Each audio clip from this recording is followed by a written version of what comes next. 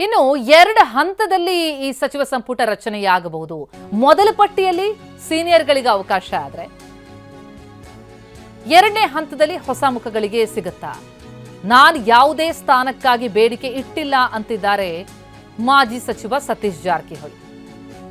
ನಾನೇ ಅಧ್ಯಕ್ಷ ಆಗಬೇಕು ಅಂದ್ರೆ ಕೆಪಿಸಿಸಿ ಅಧ್ಯಕ್ಷ ಆಗಬೇಕು ಅಂತನೂ ಇಲ್ಲ, ಪಕ್ಷ ಯಾರು ನಿರ್ಧರಿಸುತ್ತೋ ಅವರಾಗ್ತಾರೆ ಅನ್ನೋದು ಸತೀಶ್ ಜಾರಕಿಹೊಳಿ ಅವರ ಹೇಳಿಕೆ. ಕೆಪಿಸಿಸಿ ಅಧ್ಯಕ್ಷಗಿರಿಗೆ ಮುಂಚೂಣಿಯಲ್ಲಿರುವಂತಹ ಹೆಸರು ಸತೀಶ್ ಜಾರಕಿಹೊಳಿ ಅವರದ್ದು. ಅದರ ಜೊತೆಗೆ ಒಂದು ಸಚಿವ ಸ್ಥಾನಕ್ಕೂ ಕೂಡ ಅವರು ಬೇಡಿಕೆ ಇಟ್ಟಿದ್ದಾರೆ ಅನ್ನುವಂತಹ ಮಾಹಿತಿಗಳು ಹರಿದಾಡ್ತಾ ಇತ್ತು. ಆದರೆ ಈ ಬಗ್ಗೆ ಅವರು ಯಾವುದೇ ರಿಯಾಕ್ಟ್ ಮಾಡೋದಕ್ಕೆ ಸಿದ್ಧರಿಲ್ಲ. ಎಲ್ಲವೂ ನಿರ್ಧಾರ ಆಗತ್ತೆ, ನಾನೇ ಅಧ್ಯಕ್ಷಗಿರಿಯನ್ನು ಹೊಂದಬೇಕು ಅನ್ನುವಂಥದ್ದೇನಿಲ್ಲ, ಜೊತೆಗೆ ನಾನು ಯಾವುದೇ ರೀತಿಯಲ್ಲೂ ಕೂಡ ಅಂಥದ್ದೊಂದು ಸ್ಥಾನಕ್ಕೆ ಅಂತ ಹೇಳಿ ಬೇಡಿಕೆಯನ್ನು ಇಟ್ಟಿಲ್ಲ ಅಂತಿದ್ದಾರೆ ಸತೀಶ್ ಜಾರಕಿಹೊಳಿ. ಸಿದ್ದರಾಮಯ್ಯವ್ರಿದ್ದಾರೆ, ಹೊಸ ಮುಖ್ಯಮಂತ್ರಿಗಳಿದ್ದಾರೆ, ಹೈಕಮಾಂಡ್ ಹೋಗಿ ಮೋಸ್ಟ್ಲಿ ಡೆಲ್ಲಿಗೆ ಹೋಗ್ಬೋದ್ರು, ಅವರು ಹೋಗಿ ಪಟ್ಟಿ ಫೈನಲ್ ಮಾಡ್ಬೋದು. ಯಾರಿಗೂ ಫಸ್ಟ್ ಹಂತದಲ್ಲಿ ಮೊದಲನೇ ಹಂತ ಎರಡನೇ ಹಂತ ಮೋಸ್ಟ್ಲಿ 2 ಹಂತ ಆಗಿ ಆಗುತ್ತೆ. ಎಲ್ಲರಿಗೂ ಒಂದು ಸರಿ ಕೊಡೋದು ಕಷ್ಟ. ಎರಡನೇ ಹಂತದಲ್ಲಿ ಬರ್ಬೋದು. ಈಗ ಸೀನಿಯರು ಆಗಲೇಬೇಕನ್ನೋರು ಫಸ್ಟ್ ಮೊದಲನೇ ಹಂತದಲ್ಲಿ ಬಂದೇ ಬರ್ತಾರೆ. ನೆಕ್ಸ್ಟ್ ಕಾಯ್ಬೇಕು ಸ್ವಲ್ಪ ದಿವಸ, ಎರಡನೇದು ಮಾಡ್ತಾರೆ. ಕ್ಲಾರಿಟಿ ಇಲ್ಲ ಇನ್ನು ಚಾಲೂ ಅಲ್ಲ. ಇವತ್ತಿಂದ ಮಂತ್ರಿಮಂಡಳ ಇನ್ನು ಸ್ಟಾರ್ಟ್. ಇವತ್ತಿಂದಾರೆ ಮಂತ್ರಿಮಂಡಳ DCM ಬೇಕು ಬೇಡೋ, ಕೊಟ್ಟರೆ ಅದಕ್ಕೆ ಲಾಭ ಆಗ್ತೈತೆ ನಷ್ಟ ಆಗ್ತೈತೆ ಪಕ್ಷದಲ್ಲಿ ಎಲ್ಲ ಚರ್ಚೆ ಮಾಡ್ತಾರೆ.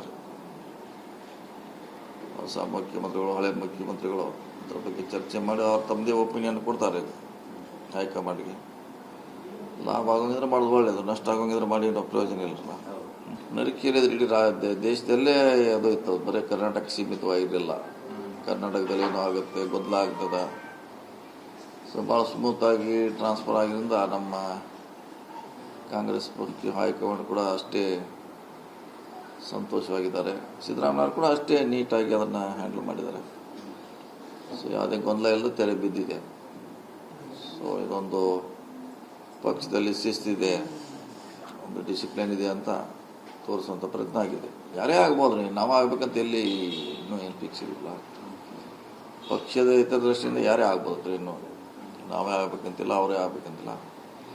ಯಾರು ಸೂಕ್ತ ಅಂತ ನಿರ್ಧಾರ ಮಾಡ್ತಾರೆ ಪಕ್ಷ, ಅವ್ರು ಆಗ್ತಾರೆ ಅಷ್ಟೇ.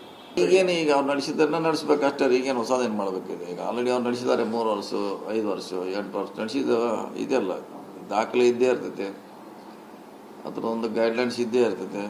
ಅದೇ ಮಾದರಿ ನಡೆಸ್ಬೇಕಷ್ಟೇ, ಹೊಸದು ಮಾಡೋದು ಏನಿದೆ ಅದೇನು ತೊಂದರೆ ಆಗೋಲ್ಲ.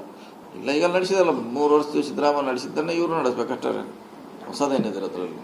ಅವ್ರಿಗೇನು ನಡೆಸಿದ್ದಾರೆ ಅದೇ ಮಾನದಂಡ, ಅದೇ ಪ್ಯಾರಾಮೀಟ್ರು, ಅದೇ ದಾರಿ ಇದ್ರೆ ಅವ್ರು ಇದ್ದೇ ಇರ್ತಾರೆ. ಸಿದ್ದರಾಮಯ್ಯ ಇರ್ತಾರೆ, ಬೇರೆ ಅವ್ರ ಕಲೀಗ್ಸ್ ಇರ್ತಾರೆ, ಇದ್ದೇ.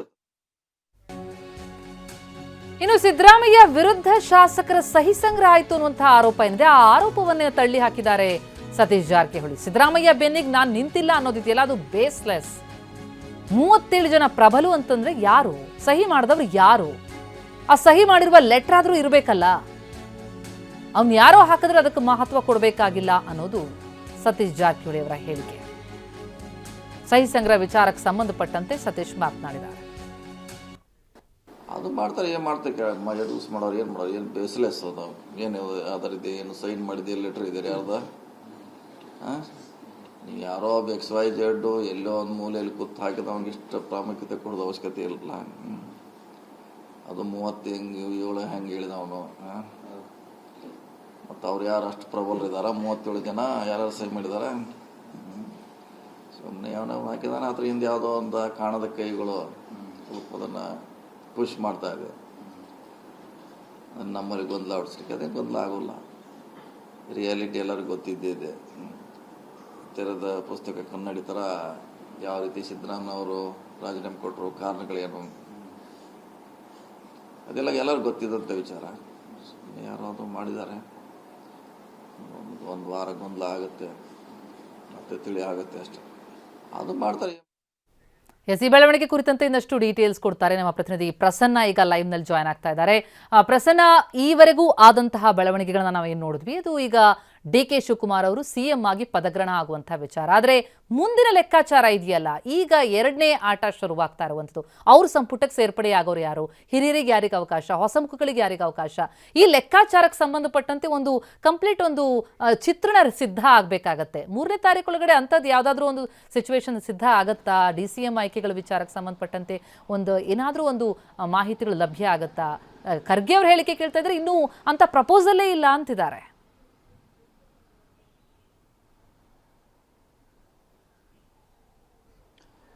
ಪ್ರತಿಮಾ, ಇದೀಗ ಹಳೆ ನೀರು ಹೋಗಿದೆ, ಹೊಸ ನೀರು ಬರ್ತಾ ಇದೆ. ಹೀಗಾಗಿ ಸಹಜವಾಗಿಯೇ ಪವರ್ ಪಾಲಿಟಿಕ್ಸ್ ಸದಾಶಿವನಗರದ ಡಿ.ಕೆ. ಶಿವಕುಮಾರ್ ನಿವಾಸಕ್ಕೆ ಶಿಫ್ಟ್ ಆಗಿದೆ. ಒಂದು ಮುಖ್ಯಮಂತ್ರಿಗಳ ಆಯ್ಕೆಯ ಬಳಿಕ ಸಚಿವ ಸಂಪುಟ ಕೂಡ ರಚನೆ ಆಗಬೇಕಾಗಿದೆ. ಈಗ ಇರುವಂತಹ ಕಸರತ್ತುಗಳನ್ನ ಗಮನಿಸಿದ್ರೆ, ಈಗ ಇರುವಂತಹ ಆಕಾಂಕ್ಷಿಗಳ ಪಟ್ಟಿಯನ್ನು ಗಮನಿಸಿದ್ರೆ, ಜಿಲ್ಲಾವಾರು ಪ್ರಾದೇಶಿಕವಾರು ಅಸಮಾನತೆಯನ್ನು ದೂರ ಮಾಡಬೇಕು ಅನ್ನುವಂಥ ಆಗ್ರಹಗಳನ್ನ ಗಮನಿಸಿದ್ರೆ, ಅಥವಾ ತಮ್ಮ ಸೀನಿಯಾರಿಟಿ ಆಧಾರದ ಮೇಲೆ ತಮಗೆ ಅವಕಾಶವನ್ನು ಕೊಡಬೇಕು ಅನ್ನುವಂತಹ ಹೇಳಿಕೆಗಳನ್ನ ಗಮನಿಸಿದ್ರೆ, ಇದು ಅಷ್ಟು ಸುಲಭದ ಕೆಲಸ ಅಲ್ಲ ಅನ್ನುವಂಥದ್ದು ಗೊತ್ತಾಗ್ತಾ ಇದೆ. ಇವತ್ತು ಎಐಸಿಸಿ ಅಧ್ಯಕ್ಷ ಮಲ್ಲಿಕಾರ್ಜುನ್ ಖರ್ಗೆ ಅವರು ಕೂಡ ಇದನ್ನೇ ಸ್ಪಷ್ಟಪಡಿಸಿದ್ದಾರೆ. ಒಂದು, ಈ ಹಿಂದೆ ಇದ್ದಂತಹ ಸಂಪುಟದಲ್ಲಿ ಯಾರೆಲ್ಲ ಅತ್ಯುತ್ತಮವಾದಂತಹ ಕೆಲಸವನ್ನ ಮಾಡಿದ್ದಾರೆ ಮತ್ತು ಸಮುದಾಯವಾರು ಪ್ರಾತಿನಿಧ್ಯವನ್ನ ಸರಿದೂಗಿಸೋದಕ್ಕೆ ಅವರು ಮುಂದುವರಿಕೆಯನ್ನು ಮಾಡಬೇಕು ಅನ್ನುವಂತ ಒಂದು 2 ಪಟ್ಟಿ ಸಿದ್ಧವಾಗ್ತಾ ಇದೆ. ಒಂದು, ಸಿದ್ದರಾಮಯ್ಯನವರು ಕೊಟ್ಟಿರುವಂತಹ ಶಿಫಾರಸು. ಆ ಸಿದ್ದರಾಮಯ್ಯನವರ ಶಿಫಾರಸನ್ನ ಸಂಪೂರ್ಣವಾಗಿ ಹೈಕಮಾಂಡ್ ಅಲ್ಲಗಳೆಯೋದಕ್ಕೆ ಹೋಗೋದಿಲ್ಲ. ಅದರಲ್ಲಿ ಒಂದಿಬ್ಬರನ್ನ ಅದಲು ಬದಲು ಮಾಡಬಹುದು ಹೊರತು ಸಿದ್ದರಾಮಯ್ಯನವರು ಕೊಟ್ಟ ಪಟ್ಟಿಯಲ್ಲಿ ಮತ್ತೊಂದಷ್ಟು ಜನರನ್ನ ಸೇರ್ಪಡೆ ಮಾಡಿ ಅವ್ರನ್ನ ಮುಂದುವರಿಸುವಂತಹ ಸಾಧ್ಯತೆಗಳು ಹೆಚ್ಚಾಗಿ ಕಂಡುಬರ್ತಾ ಇದಾವೆ. ಇನ್ನೊಂದು ಕಡೆ ಡಿ.ಕೆ. ಶಿವಕುಮಾರ್ ನಿಯೋಜಿತ ಮುಖ್ಯಮಂತ್ರಿ, ಅವರಿಗೆ ಅವರದ್ದೇ ಆದಂತಹ ಲೆಕ್ಕಾಚಾರಗಳಿರ್ತವೆ. ಜೊತೆಗೆ ಡಿ.ಕೆ. ಶಿವಕುಮಾರ್ ಮುಖ್ಯಮಂತ್ರಿ ಆಗ್ಬೇಕು ಅಂತ ಬಯಸಿದಂತವರು, ಈಗ ಉದಾಹರಣೆಗೆ ಶಿವಗಂಗಾ ಬಸವರಾಜ್, ಇಕ್ಬಾಲ್ ಹುಸೇನ್, ಮಾಗಡಿ ಬಾಲಕೃಷ್ಣ ಈ ತರದ ಶಾಸಕರು ಗಟ್ಟಿಯಾಗಿ ನಿಂತಿದ್ರು. ಅವರು ಎಷ್ಟರ ಮಟ್ಟಿಗೆ ಅಂದ್ರೆ ಸಿದ್ದರಾಮಯ್ಯನವ್ರನ್ನ ಎದುರು ಹಾಕೊಂಡು ರಾಜಕಾರಣವನ್ನ ಮಾಡಿದ್ದಾರೆ. ಡಿ.ಕೆ. ಶಿವಕುಮಾರ್ ಒಂದಲ್ಲ ಒಂದು ಹಂತದಲ್ಲಿ ಸಿಎಂ ಆಗ್ತಾರೆ ಅಂತ ಹೇಳಿ ಡಿ.ಕೆ. ಶಿವಕುಮಾರ್ ಅವರ ಬೆನ್ನಿಗೆ ಬೆನ್ನು ಕೊಟ್ಟು ಕೆಲಸ ಮಾಡಿದಂತಹ ಶಿವಗಂಗಾ ಬಸವರಾಜ್, ಇಕ್ಬಾಲ್ ಹುಸೇನ್, ಮಾಗಡಿ ಬಾಲಕೃಷ್ಣ ಈ ತರದವರ ಸಂಖ್ಯೆ ಕೂಡ ದೊಡ್ಡದಾಗಿದೆ. ಅವರೆಲ್ಲರೂ ಕೂಡ ಇದೀಗ ಸಚಿವ ಸಂಪುಟಕ್ಕೆ ಸೇರ್ಪಡೆ ಆಗುವಂತ ನಿರೀಕ್ಷೆಯನ್ನ ಇಟ್ಕೊಂಡಿದ್ದಾರೆ.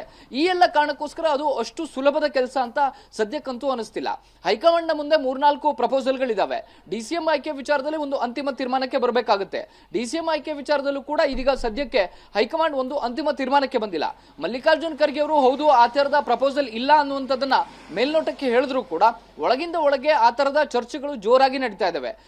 ದಲಿತ ಮತ್ತು OBC ನಾಯಕರಿಗೆ ಉಪಮುಖ್ಯಮಂತ್ರಿಯ ಪಟ್ಟವನ್ನ ಕೊಡಬೇಕು ಅನ್ನುವಂಥದ್ದು, ಕೆಪಿಸಿಸಿ ಅಧ್ಯಕ್ಷರು ಯಾರಾಗ್ತಾರೆ ಅನ್ನೋದರ ಆಧಾರದ ಮೇಲೆಯೂ ಕೂಡ ಇದು ನಿಂತಿದೆ.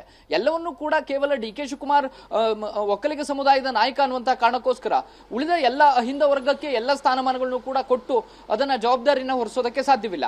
ಈ ಎಲ್ಲ ಕಾಂಬಿನೇಷನ್ಗಳ ಬಗ್ಗೆಯೂ ಕೂಡ ಒಂದು ಚರ್ಚೆಯನ್ನ ಮಾಡೋದಕ್ಕೆ ಬಹುತೇಕ ನಾಳೆ ಬೆಳಗ್ಗೆ ಡಿ.ಕೆ. ಶಿವಕುಮಾರ್ ಅವರು ಮತ್ತೆ ದೆಹಲಿಗೆ ತೆರಳುತ್ತಾರೆ. ಡಿ.ಕೆ. ಶಿವಕುಮಾರ್ ಅವರ ಲೆಕ್ಕಾಚಾರದ ಪ್ರಕಾರ ಸದ್ಯಕ್ಕೆ 3ನೇ ತಾರೀಕು ಅವರು ಪ್ರಮಾಣ ವಚನವನ್ನು ಸ್ವೀಕರಿಸೋದಕ್ಕೆ ಸಮಯ ನಿಗದಿಯಾಗಿದೆ. ರಾಜಭವನದಲ್ಲಿ ಅವಕಾಶ ಇರುವಂತದ್ದು ಸುಮಾರು 500-600 ಮಂದಿಗೆ ಮಾತ್ರ. ಈಗ ಇರುವಂತಹ ಲೆಕ್ಕಾಚಾರಗಳ ಅಥವಾ ಯೋಚನೆಗಳ ಪ್ರಕಾರ ಡಿ.ಕೆ. ಶಿವಕುಮಾರ್ ಅವರ ಜೊತೆಗೆ ಸುಮಾರು 8-10 ಮಂದಿ ಪ್ರಮಾಣ ವಚನವನ್ನ ಸ್ವೀಕರಿಸಬೇಕು ಅನ್ನುವಂಥದ್ದು. ಆದ್ರೆ ಯಾರನ್ನ ಮುಂದುವರಿಸಬೇಕು, ಯಾರನ್ನ ಹೊಸದಾಗಿ ಆಯ್ಕೆ ಮಾಡಬೇಕು ಅನ್ನುವಂತಹ ಕಸರತ್ತು ಜೋರಾಗಿ ನಡೀತಾ ಇದೆ. ಎಐಸಿಸಿ ಅಧ್ಯಕ್ಷ ಮಲ್ಲಿಕಾರ್ಜುನ್ ಖರ್ಗೆ, ಕೆ.ಸಿ. ವೇಣುಗೋಪಾಲ್, ಸುರ್ಜೇವಾಲಾ ಇವರು ಸಿದ್ದರಾಮಯ್ಯ ಮತ್ತು ಡಿ.ಕೆ. ಶಿವಕುಮಾರ್ ಅವರ ಜೊತೆಗೆ ಕೂತು ಚರ್ಚೆ ಮಾಡಿದ್ರೆ ಅದು ಬಗೆಹರಿಬಹುದು. ಇಲ್ಲದೆ ಹೋದ್ರೆ ಈ ಒಂದು ಕಗ್ಗಂಟಿಂದ ಬಿಡಿಸ್ಕೊಳ್ಳೋದಕ್ಕೆ ಕನಿಷ್ಠ ಇನ್ನೂ 1 ವಾರಗಳು ಬೇಕಾದ್ರೂ ಕೂಡ ಆಶ್ಚರ್ಯ ಪಡಬೇಕಾಗಿಲ್ಲ. ನಾವು ಗಮನಿಸಿದ ಹಾಗೆ ಸಂಪುಟಕ್ಕೆ ಸೇರ್ಪಡೆ ಆಗೋದಕ್ಕೆ ಸುಮಾರು 15-16 ಮಂದಿ ಹೊಸಬರಿಗೆ ಅವಕಾಶ ಸಿಗಬಹುದು. 15-16 ಸಚಿವ ಸ್ಥಾನಕ್ಕೆ ಕನಿಷ್ಠ 48-50 ಮಂದಿ ಆಕಾಂಕ್ಷಿಗಳಿದ್ದಾರೆ. ಅವ್ರನ್ನ ನೀವು ಎಷ್ಟರ ಮಟ್ಟಿಗೆ ಕಡೆಗಣಿಸೋದಕ್ಕೆ ಸಾಧ್ಯ? ಜೊತೆಗೆ ಹಿರಿತನದ ಆಧಾರದ ಮೇಲೆ ನೀವು ಹಳಬರನ್ನ ಮುಂದುವರಿಸ್ತೀರಿ ಅನ್ನೋದಾದ್ರೆ ಉಳಿದವರಿಗೆ ಎಲ್ಲಿ ಅವಕಾಶ ಸಿಗುತ್ತೆ? ಈ ತರದ ಸಹಜವಾದಂತಹ ಪ್ರಶ್ನೆಗಳು ಇರೋದ್ರಿಂದಾಗಿ ಆ ಕಸರತ್ತಂತೂ ಜೋರಾಗಿ ನಡೀತಾ ಇದೆ. ಪ್ರತಿಮಾ, ಥ್ಯಾಂಕ್ ಯು ಪ್ರಸನ್ನ.